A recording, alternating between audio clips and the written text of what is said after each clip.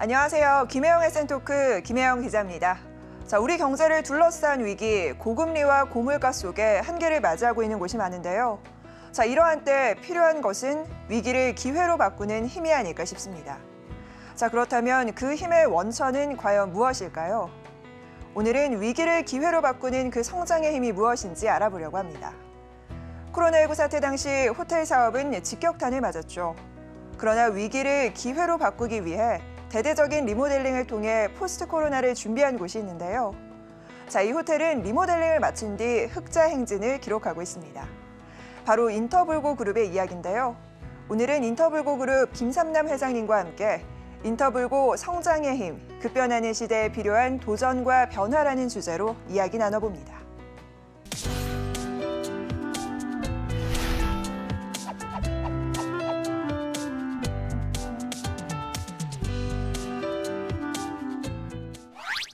네, 오늘은 인터불고 김삼남 회장님과 함께합니다. 어서 오십시오. 네, 반갑습니다. 네, 반갑습니다. 오늘 귀한 시간 내주셔서 고맙습니다. 네.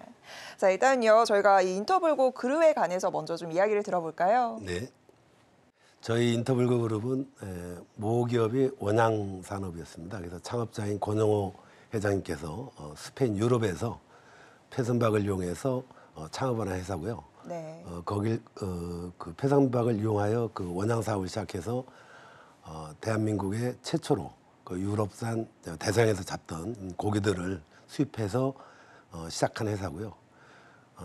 한때는 저희가 국내 중견기업으로서 네. 16개의 계열사를 가지고 있었고 지금은 혹독한 구조조정을 통해서 네. 한 5-6개 정도의 계열사를 좀 줄여 있는 상태인데요. 어쨌든 중기업으로서 국내에서 산업을 주도하고 있는 회사라고 보면 됩니다. 네. 네, 중견기업으로서의 입지를 여전히 공고히 하고 계시는데요. 자, 이 인터불고라는 말의 의미가 좀 궁금한데 이게 스페인어라고요. 네, 합성어인데요. 네. 인터부르고입니다. 원래는 인터부르고인데 부르고라는 거는 이제 스페인시로 마을이라는 얘기고요. 네. 작은 마을. 좀 우리가 좀 다시 해석한다 그러면 화목한 작은 마을 이런 뜻을 가지고 있습니다. 이게 아무래도 그 창업주께서 이제 스페인에서 원양어선 들어오셔서 하셔서 그런 또 상관성이 좀 있나 봐요. 네, 그렇습니다. 그렇군요. 근데 이 창업주 권용호 명예회장님과는 어떤 인연으로 함께 하시게 된 거예요? 2013년도부터 네. 제일 처음에 가지고 있던 우리 그 원양 회사들이 네. 한국의 수산물이 수입 쿼터제로 바뀝니다. 바뀌면서 이제 어려움을 겪게 되고 네. 직접적으로 한국에 가지고 올 수 없는 그런 여러 가지 구조적인 것들이 생겨서 그래서 그거를 그때부터 약간 어려움이 생깁니다. 저희 그룹에. 그래서 그 뒤부터 2016년까지는 좀 혹독한 시기를 걸쳐서 2017년도에 어쨌든 계열사의 구조조정을 네. 맡아달라 해가지고 시작하게 돼서 처음으로 만나게 된 겁니다. 그 막중한 임무를 안고 이제 함께 하시게 된 건데 2018년도에 이제 경영 제안을 받았을 당시에 인터불고 그룹이 말씀하신 대로 사업이 굉장히 어려움을 겪고 있던 시기였습니다. 그 당시에 인터불고 그룹의 전반적인 환경도 좀 궁금하고요. 사실 이렇게 어려운 환경에서 등판한다는 게 쉽지는 않으셨을 텐데 이 제안을 좀 수락하시게 된 계기도 궁금해요. 저도 제가 원래는 디벨로퍼였는데요. 네. 건축 이쪽과 이런 일들을 많이 했거든요. 근데 저도 계열사를 한 13개 정도를 가지고 있었던 회사를 운영했던 그런 경력이 있었고 네. 그다음에 제가 또 실패도 해본 경력이 있어가지고 네. 아마 우리 창업주께서 아마 여러 사람들을 물색에 올려놓고 찾았던 중인 것 같아요. 제가 사실은 인터불고 그룹의 내부 재무 구조라든가 기타 여러 가지를 보고 좀 어렵다고 생각을 해서 고사를 많이 했어요. 처음에는 좀 후사를 치셨군요. 내가 직접 또 스페인에서 찾아오셔가지고 꼭 한번 맡아달라 해가지고 한 1년을 고민하다가 맡게 되었고 제 조건을 제시를 했죠. 네. 어떤 조건 제시하셨어요? 겉으로 보는 이렇게 회사 많은 것이 중요한 게 아니고 실제 이득을 내는 맞습니다. 경영에 이익이 되는 그런 회사들만을 추려서 가겠다. 핵심 알짜 사업군을 모으신 거군요. 동의하신다면 제가 하고 그러더나 그렇게 구조조정을 하려고 그러면 혹독한 시련을 맡을 것이다. 그걸 감수하고 할 수 있겠느냐라고 해서 기꺼이 또 찬성을 해서 네. 제가 동의를 하고 2018년도에 취임을 하게 된 겁니다. 그렇군요. 네. 자, 이쯤에서 이제 시청자 여러분들께서 궁금하실 부분이 있으실 것 같은데 앞서서도 이제 디벨로퍼로 좀 활동을 했다라고 하셨는데 실질적으로 이제 산업계에서 창업가, 뭐 사업가 여러 경력과 경험이 있으시더라고요. 네. 이런 경력들이 아무래도 지금 이제 어떤 업무를 보시는 데 있어서의 시너지 효과가 굉장히 많이 날 것 같거든요. 기존에 디벨로퍼로 어떤 활동들을 좀 하신 거예요? 저는 이렇게 사업 개념이 남들이 안 하는 이제 도전적인 거를 좀 많이 했습니다. 그래서 최초에는 이제 우리나라가 이게 부동산 시장에 그 어떤 그 DB화가 안 돼 있어서 네. 그래서 부동산 책을 창간을 했고요. 그다음에 그걸 계기로 부동산 개발 쪽으로 이제 시작을 했고요. 그다음에 이제 어느 정도 일정한 돈을 젊은 시절에 벌다 보니까 이제 어쨌든 제조업 쪽에 그래서 당시에는 이제 우리나라 최초로 이불업계에 브랜드화 시키는 작업을 또 제가 했습니다. 그래서 이불이요? 네. 저희가 덮고자 하는 침구를 말씀하시는 네, 그래서 거예요? 그거를 이제 최초로 뭐 브랜드화 시키는 그래서 각 백화점에 납품하는 그런 사업도 창업을 해봤고요.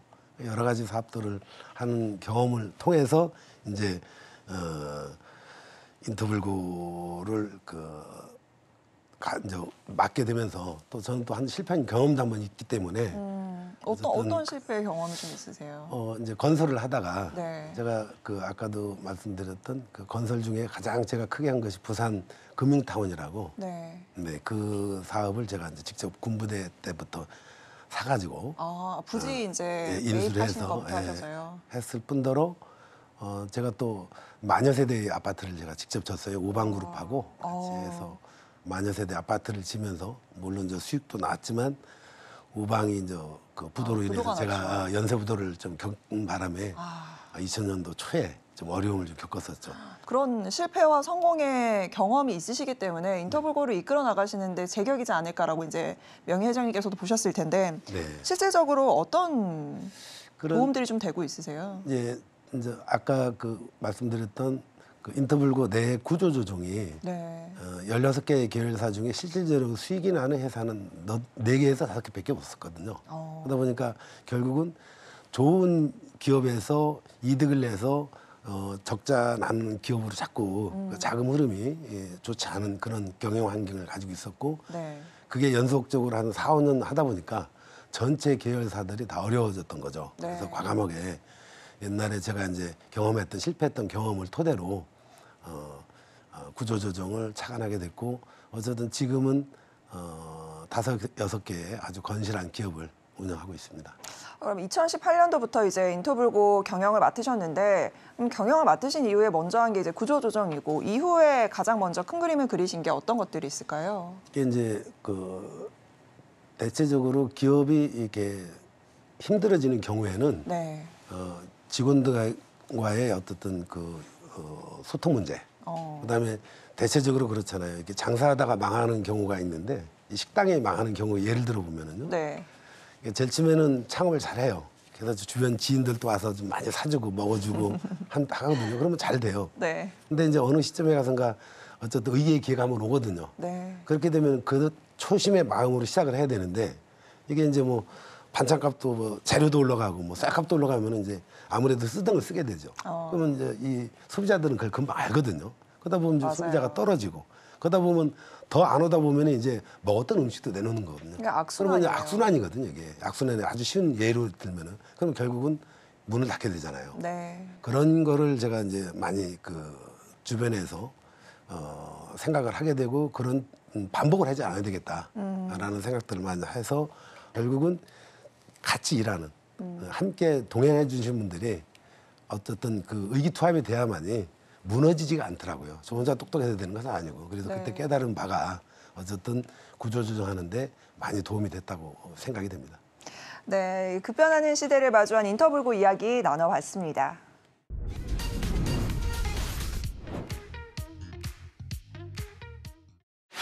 자, 그리고 김삼남 회장님이 취임 전에 적자 노선에 접어들었던 인터불고가 취임 이후에 매출과 역량에 있어서 굉장히 두드러진 성과를 보여주게 됐다고 합니다.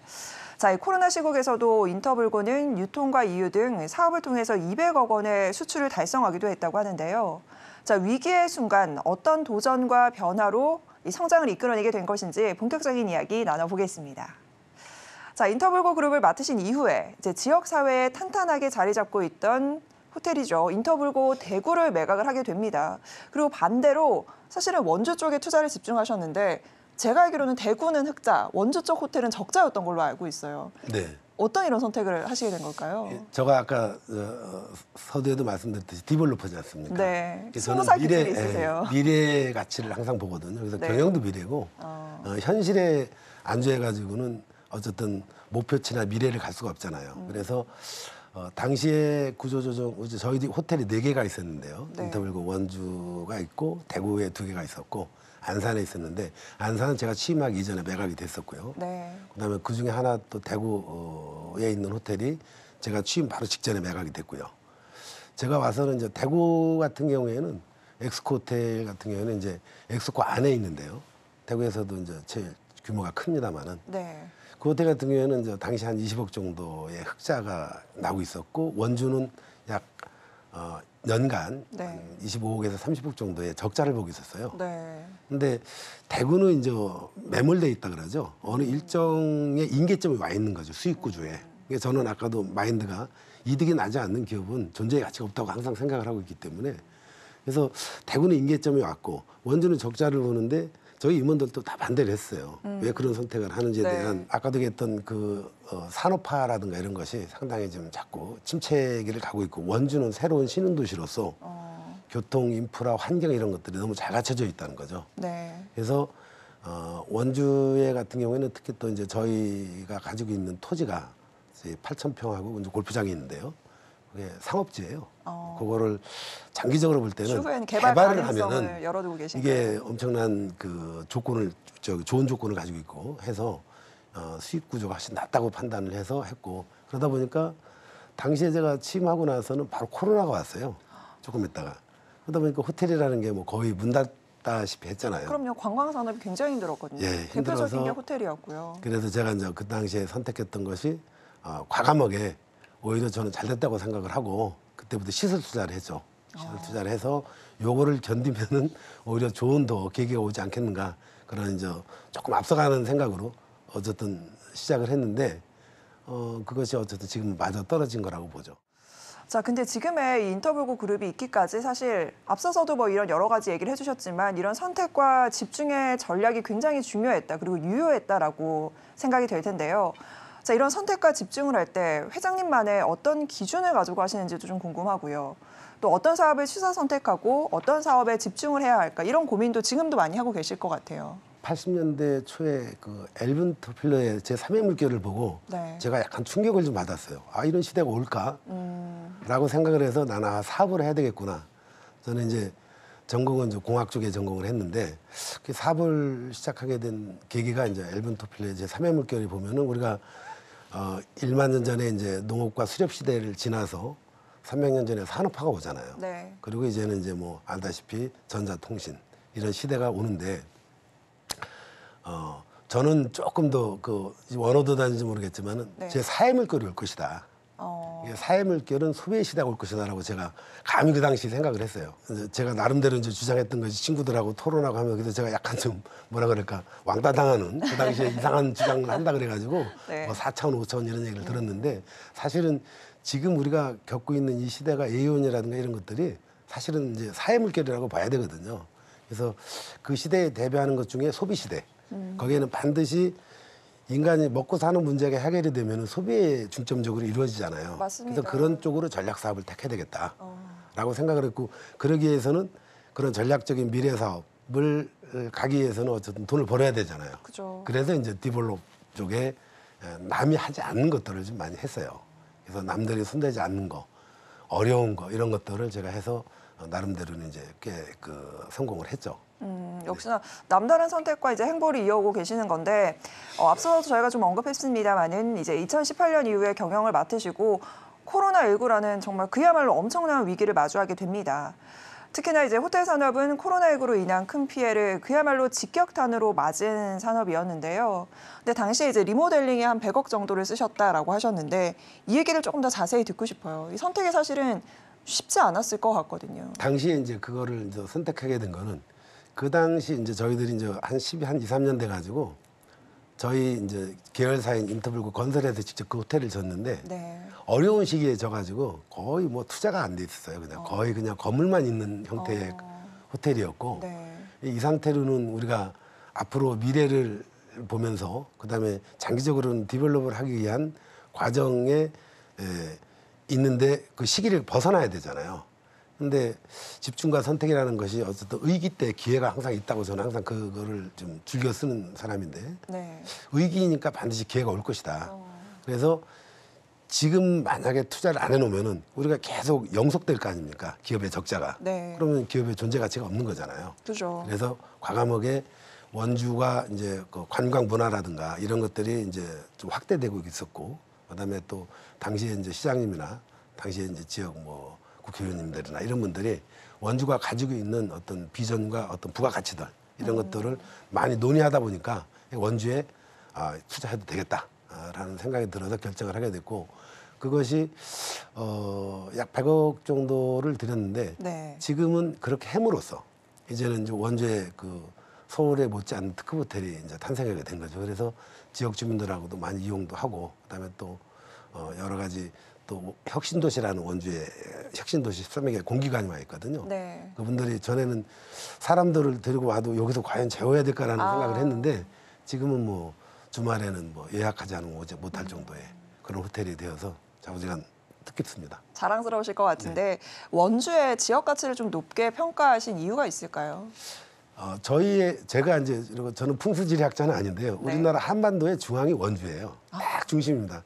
그리고 세계의 또 지구의 중심이 원주예요. 정말요? 네, 몰랐습니다. 다른 의미로 보면은 이제 그래서 원주가 뭐 그런 개념은 아니지만은 장기적으로 볼 때는 원주가 교통의 사통팔달로 돼 있지 않습니까? 그죠? 많이 발전이 예, 됐죠. 그래서 중앙고속도로라든가 영동고속도로, 제2의 영동고속도로, 그다음에 제천 음성간고속도로의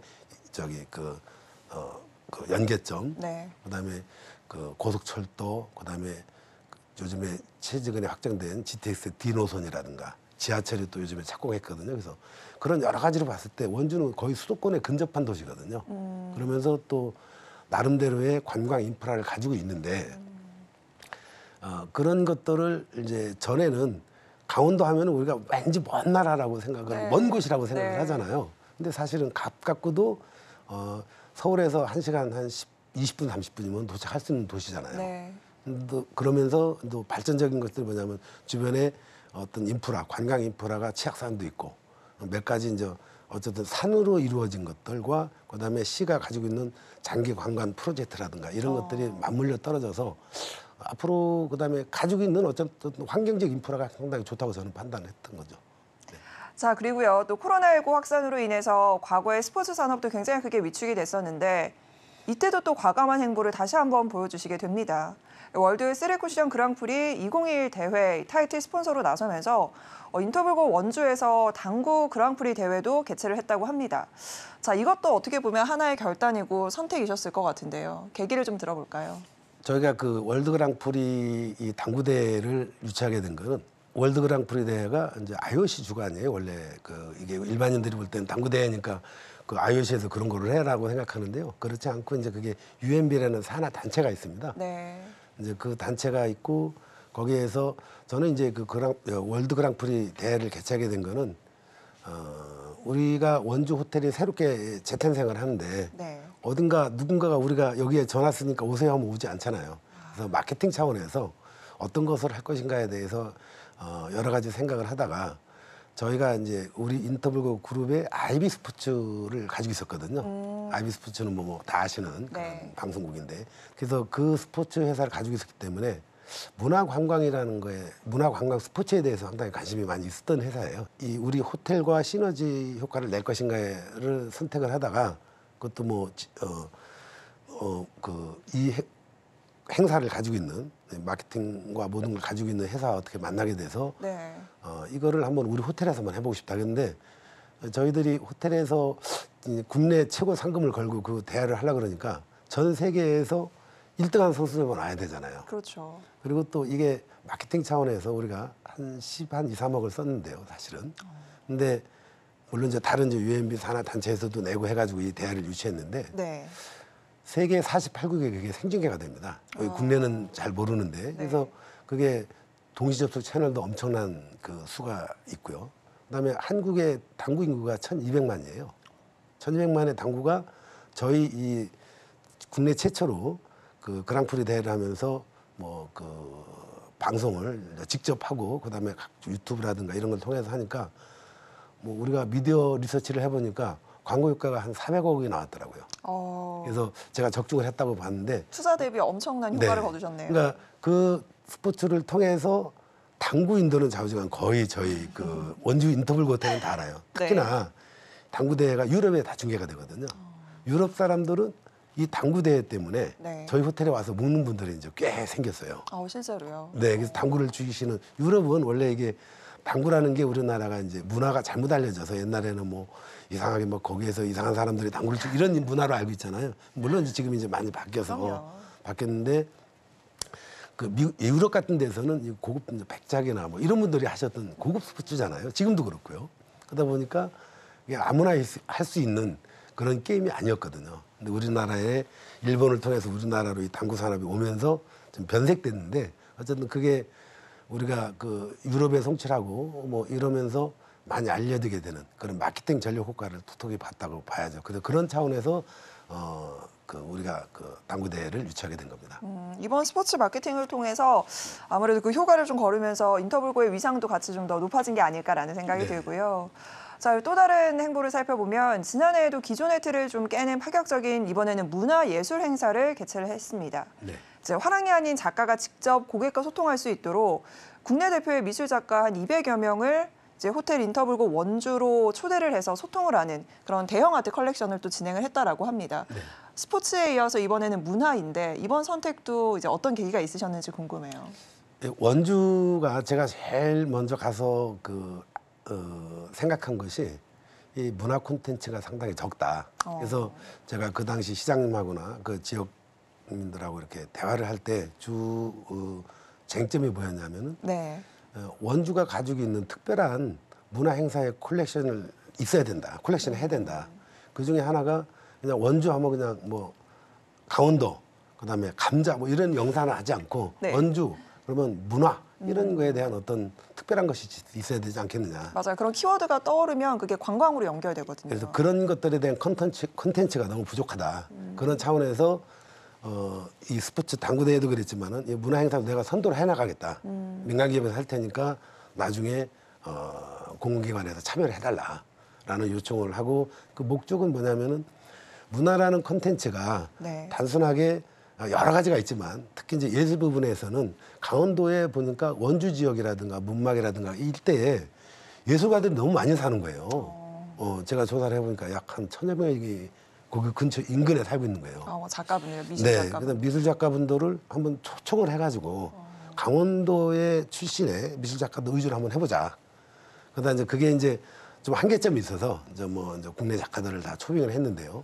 어쨌든 대성황의 마무리를 잘 됐고 그러므로 해서 원주 시민들이 한 그래도 10,000여 명이 다녀갔어요. 굉장히 의미 있는 행사죠. 의미 있는 행사가 됐고 이번에 이제 또 2회 개최를 하게 됐는데 어쨌든 그런 것들을 통해서 문화 콘텐츠를 생산해야만이 결국은 이제 먹고 사는 문제가 해결이 되거든요. 그다음에 시민이 잘 살고 삶의 질이 높아진다는 건 말로 되는 게 아니고 이제는 우리가 옛날에는 산업화 시대에는 막 먹고 사는 문제에 급급했지만 이제는 즐기는 문화의 삶을 살게 되잖아요. 그런 차원에서도 원주에도 그 정도의 이제 그 수준 높은 문화가 이제 정착할 단계가 됐지 않겠는가 해서 했는데 의외로 반응이 너무 좋았습니다. 자, 이렇게 반응이 좋아서인지 올해도 제2회 호텔 인터블고 원주 아트 컬렉션이 열린다라고 합니다.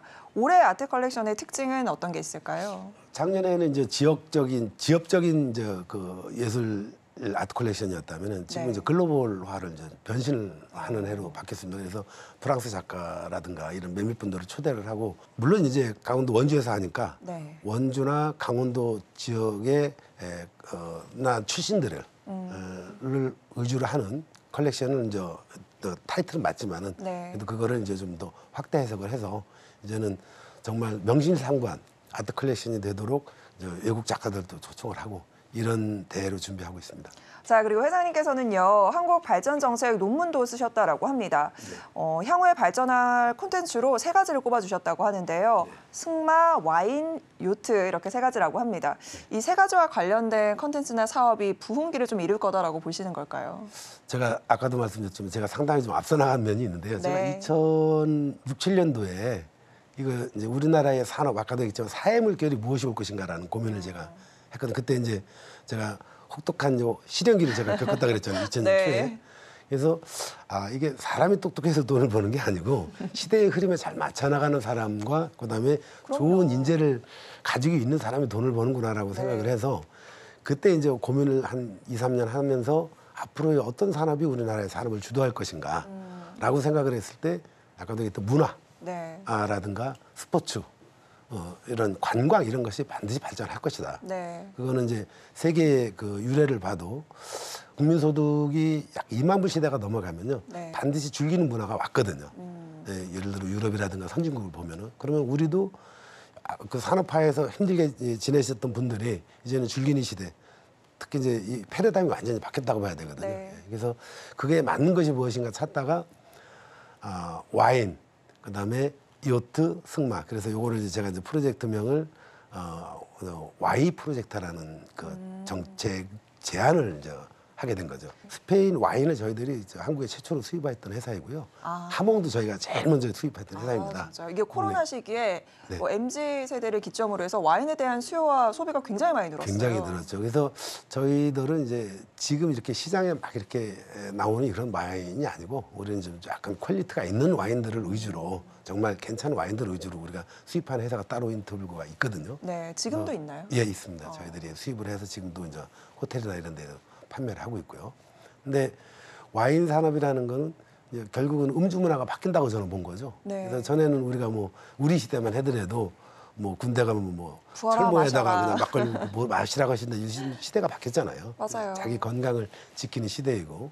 그래서 반드시 건강을 생각하는 주류 문화로 패턴이 바뀔 것이다. 그 중에 하나가 와인일 것이다. 라고 제가 생각을 했고 그 와인이 국내에 그 당시에는 제가 좀 너무 앞서 나가가지고 와인을 그 수입을 해도 잘 안 팔렸어요. 그리고 잘 모르고.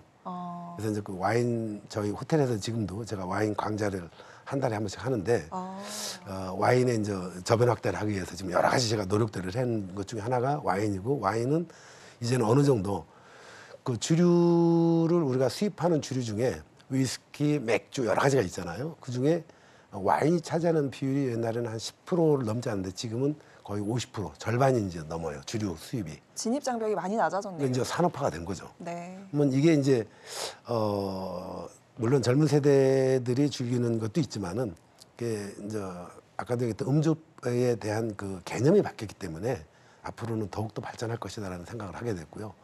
요트도 마찬가지예요. 요트가 우리나라가 삼면이 바다가 있는데요. 네.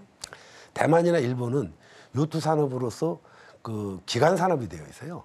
근데 우리나라는 그보다 더 좋은 요건을 가지고 있잖아요. 삼면이 바다니까. 네.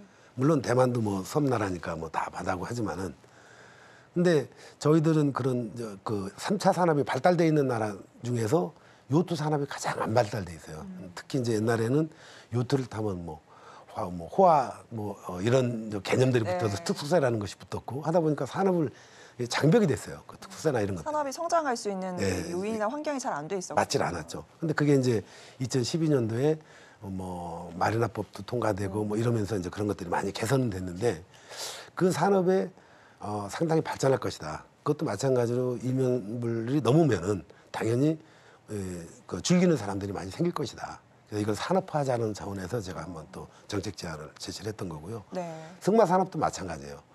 유럽을 제가 많이 다니다 보니까 유럽을 비교하게 되는데요. 유럽 같은 경우에는 그냥 스포츠예요. 승마가 맞아요. 그냥 뭐 돈 주고 막 많이 든다 이런 개념이 아니라 지금도 우리나라가 승마 산업 육성법이 2012년도에 제정이 되고 나서 많이 발전을 했죠. 발전해서 당시에 승마장이 한 80개 했던 승마장이 지금 한 1000여 개로 늘어났어요. 그러면서 국가에서도 많이 재정 지원을 하고 있고 그다음에 특히 이제 경마 마사에서도 많은 지원을 아끼지 않고 있는데 그런 것들이 이제 저는 좀 앞서 나갔던 거죠. 그래서 이것이 반드시 2020년대에는 산업화가 될 것이다. 그래서 이제 제가 준비를 했던 거고요. 그런 것이 지금 현재 하나하나 현실이 되는 것 같아요. 그 준비의 결과물이라고 할까요? 이제 발전 콘텐츠로 삼았던 승마 와인 요트 중에서 네. 와인 페스타를 또 준비하고 계신다라고 합니다. 네. 뭐 사실 이전에도 지역별로 이런 와인 페스타가 있기는 했지만 회사님께서 준비를 하신다고 하니까 좀 더 다른 색깔의 다른 특징을 가진 와인 페스타가 펼쳐지지 않을까 기대가 좀 되는데 어디에 방점을 좀 찍고 움직이고 계세요? 네. 와인이 국내에 이제 아까도 얘기했지만 50% 이상의 저희 주류의 프로테지를 차지할 정도로 상당히 급격히 팽창하고 있는 산업 중에 하나인데 네. 실질적으로 국내산 포도로 제조된 와인은 국제 규격을 받을 수가 없어요. 불행하게도. 브릭스가 안 맞아서. 네, 그렇죠. 그렇습니다. 브릭스가 그러니까 당도가 네. 적어도 와인을 만들기 위해서는 18브릭스 정도가 넘어야 되는데 우리나라에서 그렇게 안 나와요. 그게 불가능하죠. 네. 그래서 또 다른 품종을 우리가 가지고 와서 실험을 해봐도 그 포도가 일조량이나 뭐 여러 가지 조건이 있어야 되거든요. 네. 그다음에 여름에 비도 안 와야 되고. 근데 우리나라는 그런 조건을 충족하지 못해요. 네. 그러다 보니까 와인은 일조량, 뭐 그다음에 풍향, 그다음에 토양도 온도차, 토양 이런 것들에 의해서 성질이 결정이 되는데 안 맞잖아요. 네. 그래서 제가 이제 생각하는 것 중에 하나가 그러면 우리가 지금 와인 가격이 상당히 너무 비싸요. 버블이 너무 많습니다. 예, 버블이 많다고 생각하는 거는 바꿔 얘기하면은 생산지가와 우리가 소비자가가 너무 차이가 난다는 거죠. 그래서 그거를 좀 우리가 걷어보자라는 차원에서 우리가 이제 여러 가지 구상들을 하고 있어요. 근데 그 중에 하나가 이제 그러면 와인이 알아야 될 거 아니냐. 왜 좋은지를 알아야 되지 않겠습니까? 네. 그래서 우리가 자체적으로 원주에 지금 현재 와이너리를 크게 외국과 합작을 해서 만드는 계획을 가지고 실천하고 있어요. 네. 철도청 부지를 이용해서 하는 건데요. 그래서 이제 그건 저 차후에 말씀드리기로 하고 네. 어쨌든 그러다 보니까 그 고민 끝에 네.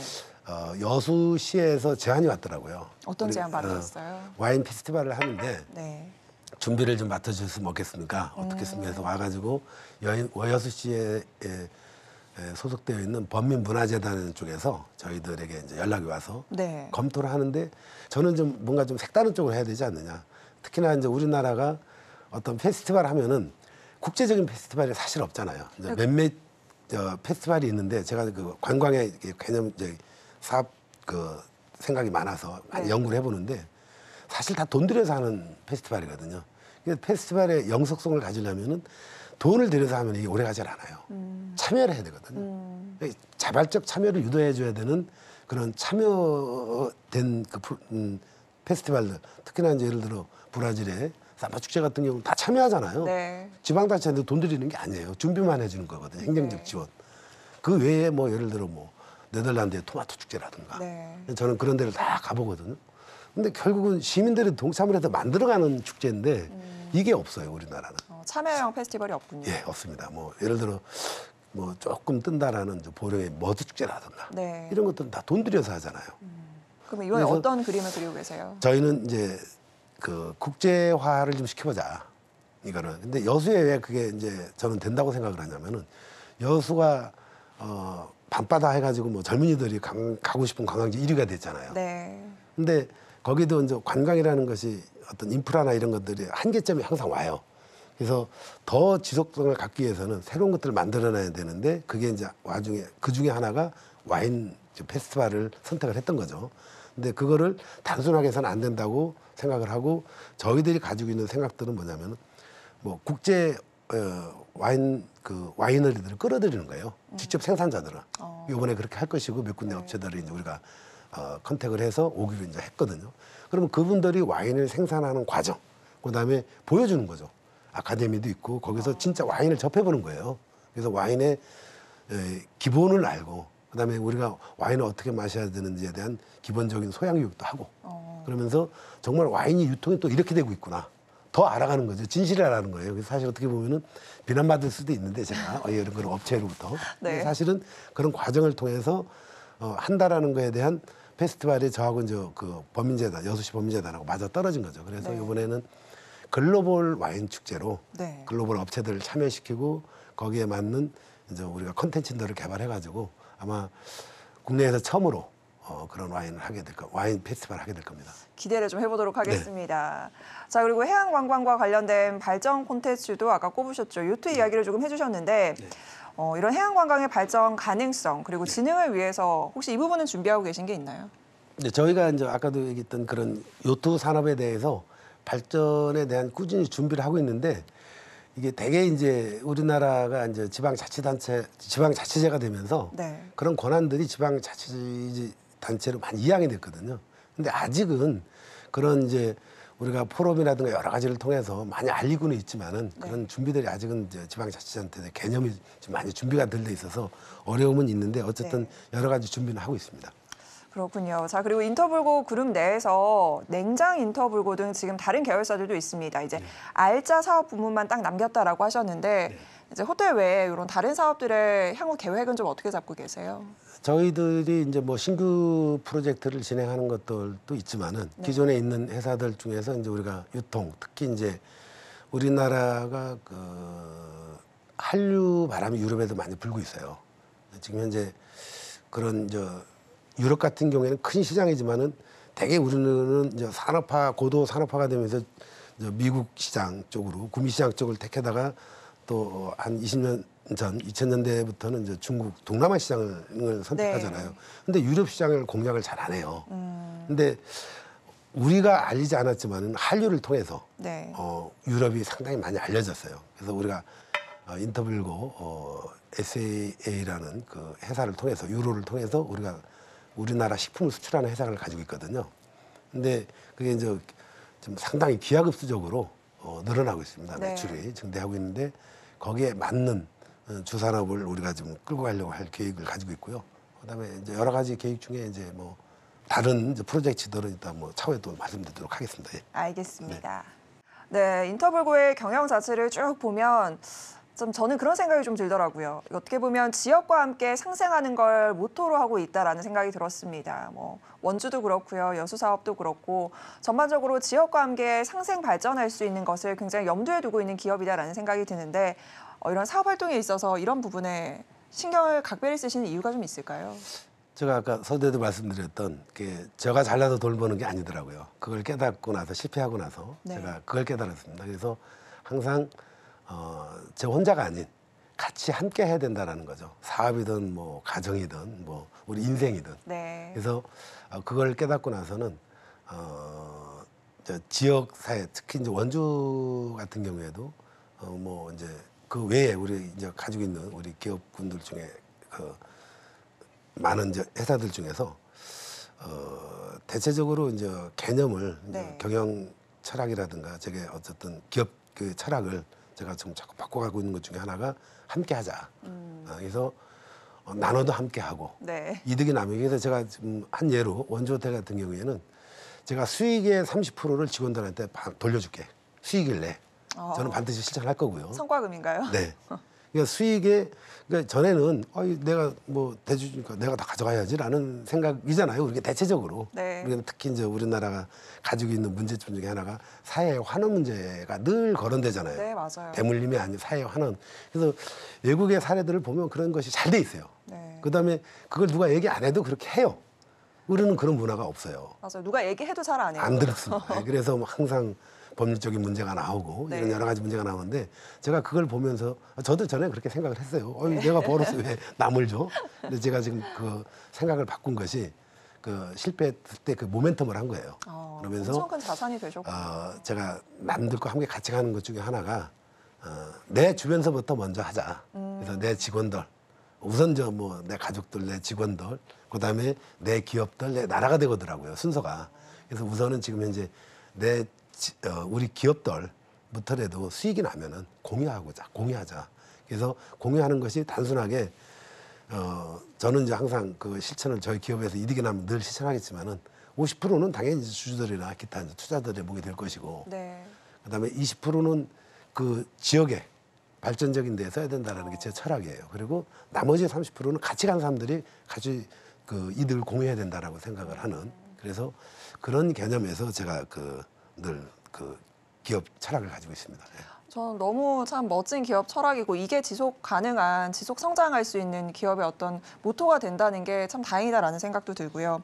앞서서 이제 뭐 직원들과의 성과금 얘기도 하셨는데 지역 발전에도 한 20% 정도의 이제 투자를 하려고 한다라고 하셨는데 예를 들어서 어떤 것들이 있는지 좀 얘기 들어볼 수 있을까요? 지역에 보면은요, 제가 좀 악기를 여러 가지를 다 다뤄요. 그래서 바쁘세요. 그걸 일도 예. 하셔야 되고 취미도 하시고. 여러 가지를 좀 많이 하는데 네. 제가 워커홀릭인 것 같아요. 저는 한 하루에 18시간 정도 평균 일을 하거든요. 와. 평생을 그렇게 살아오다 보니까 그렇게 안 하면 좀 오히려 더 이상한 상황이 됐는데 그중에 하나가 이제 아까도 얘기했던 사회 환원, 네. 개인의 어떤 기업의 윤리적인 문제인데 생각을 하다가 제가 봉사를 시작을 했어요. 한 20년 전부터. 그래서 제가 이제 장애우들 이런 친구들을 한 200명씩 이렇게 기타 우쿨렐레 이런 것들을 또 가르치고 또 공연도 하고 그러니까 너무 즐겁고 행복한 거예요. 네. 그래서 그런 일들을 하는 차원에서 지역사회에도 또 보면은 저희 기업에 있는 지역사회에 그런 분들이 많아요. 그런 단체들의 이제 일정 부분을 할애해야 된다. 네. 그것이 사회야 기업의 윤리가 맞지 않겠는가라는 그런 생각으로 시작을 하게 된 겁니다. 네, 위기에서 포착된 그런 변화와 어떤 선택에 있어서의 결과물과 관련된 도전과 변화에 관한 인터뷰고 이야기 나눠봤습니다.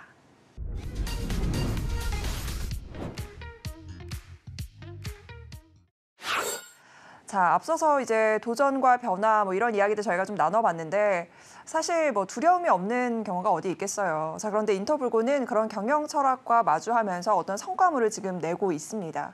그래서 앞으로가 더 궁금해지는 기업이기도 한데요. 이와 관련된 이야기들 나눠보도록 하죠. 자, 앞으로 인터블고 그룹이 어떻게 변모하고 또 성장할지 기대가 되는데 지금 준비하고 있는 주요 핵심 산업군들 어떤 방향으로 좀 끌고 나갈 생각이세요? 지금 기존의 업체는 물론 이제 경영적으로 이제 안정화 단계에 접어들었기 때문에 이제 각자 이제 그 계열사 대표들이 있으니까 잘 맡아 나갈 것이고요. 네. 제가 새로운 프로젝트를 진행하는 중에 하나가 이제 와인 사업 아까도 얘기했던 원주에 가면은 이제 그 또아리꾸리라는 유명한 동굴이 있습니다. 기차가 중앙선을 넘어갈 때 그냥 못 올라가니까 이렇게 또아리꾸를 틀고 넘어갔던 데가 있는데 여기가 폐선이 됐어요. 네. 근데 거기 또아리꿀까지는 원주시가 이제 개발을 하게 돼 있습니다. 그래서 관광 프로젝트를 현재 진행 중에 있고 어쨌든 관광 열차까지 지금 현재 다 구비된 상태에 있고요. 네. 그 또아리꿀을 지나서 다음 이제 한 4km 정도의 동굴에다가 저희들이 글로벌 와이너리를 만들려고 그래요. 그래서 와이너리는 단순하게 와이너리가 아니고 벌크를 가지고 와서 예를 들어 벌크를 가지고 오면 이제 주류세가 이제 주수 상태니까 세가 아주 적어요. 그럼 원료를 가지고 와서 그 와인 스페인 업체가 직접 데리고 와서 여기서 브랜딩도 하고 그러면 실질적으로 소비자는 그 벌크를 가지고 오면은 5분의 1 가격에 먹을 수가 있어요. 좋은 와인을. 이 벌크라는 게 이제 포도 원료죠, 원재료를 원료. 가지고 온다는 말씀이시죠? 원료를 가지고 와서 그거를 직접 오크통이나 이런 것들을 만들어 놓고 그래서 지하 터널에다가 약 한 3,000평 정도의 규모에다가 뭐 아카데미도 만들고 네. 그다음에 거기다 뮤지엄도 만들고 너무 좋은데요? 와인이 어떻게 생산되는지 그다음에 교육시설도 만들고 뭐 레스토랑도 만들고 해서 그거 프로젝트를 진행하고 있는데 아직은 이제 원주시가 이제 그 개발이 끝나야 우리가 그 다음 반에 연차적으로 할 수 있는 사업이기 때문에 현재 뭐 그 많은 준비를 하고 있고 거기에 따르는 여러 가지 이제 그 준비들을 용역을 다 끝난 상태이고요. 그다음에 이제 저희들이 또 추구하는 것 중에 하나가 경기만이라고 있습니다. 여기 저기 화성 안산 인근에 네. 거기에 이제 세계에서 5대의 그 아쿠아리움을 지금 현재 추진하고 있습니다. 그래서 저희가 뭐 그렇게 몇 조 원에 되는 자금을 투입할 수는 없고 네. 세계적인 기업들 뭐 시월드라든가 CMI라든가 이런 회사들이 참여를 해서 지금 상당히 많이 진행돼 있고요. 그래서 그런 이제 그 관광 문화와 연결된 네. 스포츠와 연결된 그런 사업들을 주로 좀 앞으로 추구할 계획이고 현재는 그 미국이라든가 유명 기업들이 다 참여 의사를 밝혀가지고 22일부터는 미국에서 또 많은 분들이 와서 그 디자인에 대한 그 우리가 그 포럼을 갔는데요. 어쨌든 그 사업을 주력 사업으로 그렇게 추진하고 있습니다. 지금 현재. 네, 앞으로의 핵심 사업들도 좀 저희가 짚어봤는데 이렇게 위기 속에서 성장하는 그 원동력이 무엇일까 참 궁금합니다. 인생의 좌우명이 혹시 있으세요? 저는 좌우명이라 그러면은 몇 가지가 있어요. 이게 거의 같은 건데 이제 네. 우리 그 신음 선생님이 신음 선생님이 하셨던 뭐 매일생한 불매향, 그다음에 또 뭐 유경백불 유신길 뭐 같은 얘기죠. 매화는 평생 자기 향을 팔지 않고 뭐 너무 유명한 얘기니까. 근데 그게 제가 실패하면서 이게 어떻든 신뢰가 나를 지켜주는 것이 돈이 나를 지켜주지는 않는다라는 걸 처철한 제가 그 경험을 얻었기 때문에 네. 그 당시 이제 그래서 제가 좌우명을 3개 가지고 있는 중에 하나가 이제 무신불입, 그다음에 유경백별 우신기, 네. 그다음에 매일생은 불매양입니다. 같은 의미예요, 거의 그게. 그죠? 신뢰를 끝까지 가자, 뭐 의리를 지키자 이런 얘기들이죠. 그래서 네. 그런 개념으로 이제 제가 그런 좌우명을 가지고 있습니다. 자, 이렇게 신뢰를 기반으로 해서 향후에 인터불고가 어떻게 변모할지 기대가 되는데 이제 회장으로서 그룹을 좀 어떻게 이끌어 나가실 생각이세요? 저희가 이제 중견기업에서 이제 도태가 됐는데 다시 이제 중견기업으로 가기 위해서 노력을 할 것이고요. 그다음에 또 저희 직원들이 저의 이제 어떤 경영 철학이라든가 이런 것들을 잘 알아들어서 전에는 이제 우리 회사가 막 노조도 많았고 막 강성 노조들도 있어 그랬는데 지금은 제가 경영하고 나서 다 없어졌어요. 그래서 같이 참여하는. 그래서 아마 그 전에 어떤 매스컴에서도 다룬 적이 있는데 자진 탈퇴한 그 노조 회사가 우리 회사 강원도에서 아마 뭐 없었던 걸로 알고 기억이 돼요. 네. 그래서 지금 어쨌든 그 노조도 없이 우리 자율적으로 뭐 어떤 회사의 압박이나 이런 게 아니라 이제 네. 자체적으로 정말 네. 회사를 잘 이끌어 나가보자 으쌰으쌰가 되고 있다라는 그렇죠. 거죠. 그런 것들이 자체적으로 직원들이 만들어서 이제 사로 이렇게 나가고 있고 어쨌든 향후 계획은 안정화 속에서 아까도 얘기했던 미래지향적인 사업을 저는 어쨌든 그 오너로서 그런 것들을 직원들에게 심어줘야 되는 그런 의무가 있지 않습니까? 그래서 네. 그런 걸 위주로 앞으로 미래 사업을 창출해 나가려고 합니다. 네, 끝으로 우리 시청자분들에게 전하고 싶은 말씀이 있다면 한 말씀 전해주시죠. 지금 한국 경제가 상당히 어려운 실정에 놓여 있는데요. 사실은 제가 아까 말씀드렸던 의기가 기회인 것은 분명히 맞습니다.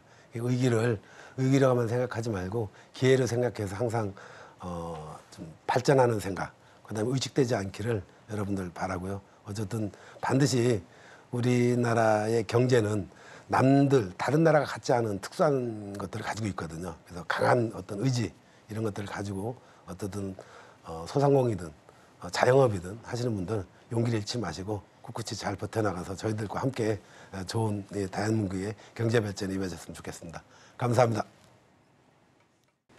네, 오늘 회장님 말씀 들으면서요. 인터불고의 도전과 변화 이야기들 저희가 쭉 들어봤는데 이 이야기 들으면서 우리 시청자분들도 많은 힘을 좀 얻어가는 그런 시간이 되지 않았을까라는 생각이 듭니다. 자, 회장님과는 여기서 인사 나눌게요. 오늘 말씀 고맙습니다. 예, 감사합니다. 예. 김혜영의 스탠토크. 네, 어려움 속에 기회가 있다. 알버트 아인슈타인이 한 말인데요. 어려움을 극복하면 더 이상 그건 어려움이 아닌 내가 할 수 있는 일과 실력이 된다고 합니다. 한 곳에 머무르고 정체되어 있기보다는 또 어려움을 불평불만하기보다는 성장을 위해 어떤 도전과 변화를 하면 좋을지 시도해보고 끊임없이 노력해야 할 것 같습니다. 자, 오늘 센토크 저희가 준비한 소식은 여기까지입니다. 저희 다음 시간에 찾아뵐게요. 함께해 주신 여러분 고맙습니다.